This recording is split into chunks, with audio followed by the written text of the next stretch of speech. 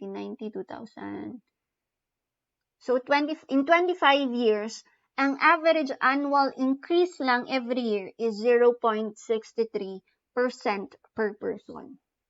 Incidents of inequality among regions have also continued to increase, hindering the reduction of poverty. Ang understanding ko sa statement na to is that yung typical na nararamdaman natin, yung mga mayayaman, lalong yumayaman, yung mga mahihirap, it's either they stay as mahirap or mas humihirap pa sila. The country's economic growth is directed at Manila and the two bordering provinces. So this prevents distant provinces from sharing the benefits of prosperity. So the government of the Philippines utilizes social protection programs, which are mostly under DSWD, to provide poor families with direct assistance. Impoverished families can receive cash assistance through a conditional cash transfer program. The program requires all families to enroll their children in school and vaccinate their children with government-provided immunizations. Another, aside from the assistance programs, one of the best project done by this administration is yung pagbibigay ng free education to people or to families who are really under or on the poverty line. So, kayo nakaka-experience kayo ngayon ng free education. So, aside from education, health services also are extended to impoverished families. The International Fund for Agricultural Development is working in the Philippines to improve the incomes and food security of rural populations. IFAD primarily focuses on women, fishers, small landholders, and indigenous people residing in fragile ecosystems. So pag sinabi nating fragile ecosystems, ito yung mga areas na talagang pinapangalagaan yung ecosystem nila because maybe there are some cultural or social significance of that place. May cultural or social significance yung place na yon, just like in Banawe. Aside from that, meron tayong environmentally endemic or endangered species, flora or fauna on that specific area. Kaya natin siya natawag na fragile ecosystem. Recent projects and programs are intended to improve the environment with natural resource management and sustainable access to land. Projects also include skills for managing soil and water along with support for fishing communities. So aside from IFAD, meron din tayo dito kay TESDA wherein they also administer yung mga free trainings for farming and fishing. So, President Rodrigo Duterte has been focused on improving poverty-related issues for the country's poor. President Duterte signed an executive order to pass a law that makes contraception free and more easily accessible to the poor. Maybe our current president right now is thinking of solutions that could aid the uncontrollable population growth. So Duterte is also improving infrastructure with new roads, bridges, and airports as a result of a planned increase in expenditure. Such improvements will better connect impoverished communities to Manila and thus bring opportunities for better jobs. I will explain this one. This statement, ang very best evidence natin would be the Build, Build, Build program of the current administration. And such improvements will better connect impoverished communities. It's either the investment will go to that specific rural area or the people from that rural area will have more access to urban areas where opportunities are available. The government of Philippines created Ambition 2040 and the Philippine Development Plan from 2017 to 2022. So this is a 5-year plan in efforts to reduce poverty.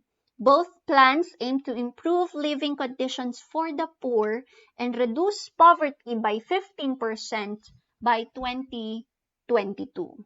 So that is 2 years from now. And then this pandemic happened. I believe this is not part of Ambition 2040 and PDP 2017-2022. So maybe we could make some adjustments on this 15% quota. To achieve this goal, it is recommended that these policies work towards creating more jobs.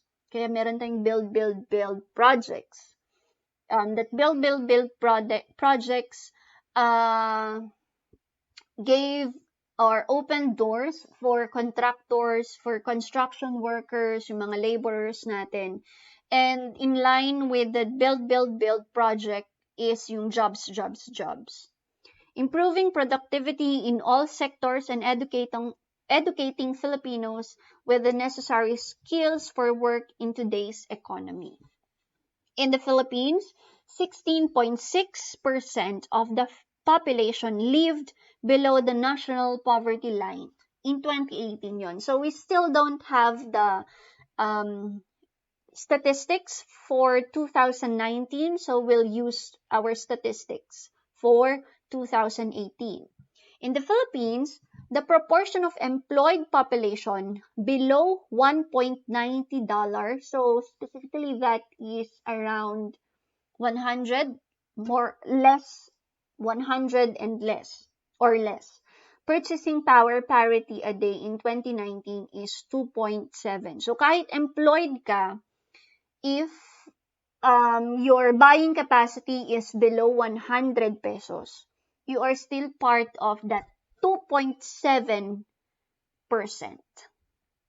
who have the purchasing power of less than 100% per day.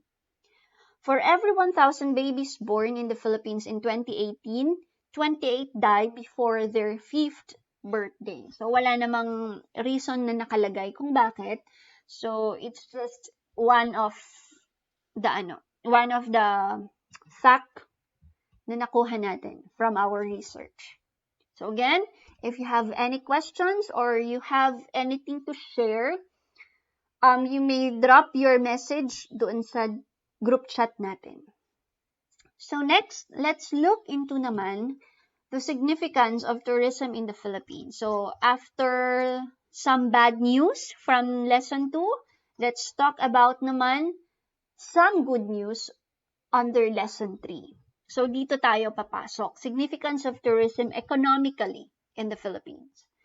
Tourism investments is 10.7% of the country's total fixed assets. So kasama na dito yung mga casinos, yung Pogo, that's part of tourism investments, as well as hotels, example, Okada, Hyatt. I believe the City of Dreams is one of the biggest tourism investment here in the Philippines. Also, Boracay hotels, yung mga hotels doon. Government spending on tourism is 3.8% of total expenditure. So, 10.7 is to 3.8%. So, kung makikita ninyo, in multiplier effect, mas malaki yung injection kesa doon sa leakage. So, ang injection natin to our economy is 10.7% and the leakages would be 3.8%. Share of tourism naman to gross domestic product. Again, I will define gross domestic product. This is the monetary value of all finished goods and services made within the country, within the Philippines, for 2019 or for a specific period of time. So in 2019, ang share ng tourism industry to the GDP of the Philippines is tumataginting na 12.7%. Average contribution of tourism to GDP from 2000 to 2018 is at 7.4%, And contribution of tourism to the Philippine economy naman in 2018, still in 12.7%. So, this is actually a summary, a graphical chart of the GDP share of tourism. So, from 2012 na 7.9, tumaas siya bahagya ng, let's say, 0.3%. And then 0.8% tumaas siya for 2014. And then 1.1%, medyo nag-slow down siya in 2016. Meron lang tayong additional na 0.6%. And then bigla siyang tumaas again in 2017, which is 12.2%. And then we have a 0.5 increase in 2018 and nag-retain siya in 2019. So, TDGVA naman, that is, TDGVA is the Tourism Direct Gross Value Added.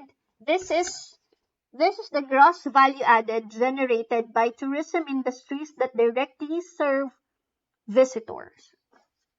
So, itong blue na ito, tourism, that would be the tourism direct gross value added. So, ito yung mga services and products that directly catered to visitors. So, for any question, again, drop your message or questions in our group chat. This is very important. The last lesson is very important. The first principle that we have to remember, first tourism principle to address poverty would be mainstreaming, ensuring that sustainable tourism development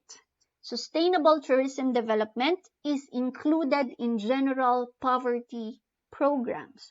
So, hindi lang porket gusto natin makaproduce ng employment opportunities for our fellow men is magpapatayo na lang tayo ng madaming building. No, we cannot forsake yung environment natin. Also, we have to take care the social aspect of our country, and we have to preserve the culture of the Filipinos, yung mga good culture ng Filipinos. So, sustainable tourism development, when creating programs for poverty elimination and reduction under tourism, make sure it's a holistic development program na hindi lang economically na magbe-benefit tayo, but also socially, environmentally, and culturally. And conversely, including poverty elimination measures within overall strategies for the sustainable development of tourism. So that is mainstreaming. Make sure na hindi lang kayo magfo-focus sa isang area or isang aspect. It should be holistic. Lahat dapat is na i-consider. Sige, nahirapan ako dun sa maisa-alang-alang. Na i-consider. Every aspect should be considered in creating programs under tourism. Another would be partnership of private and public sector as well as NGOs or non-governmental organizations.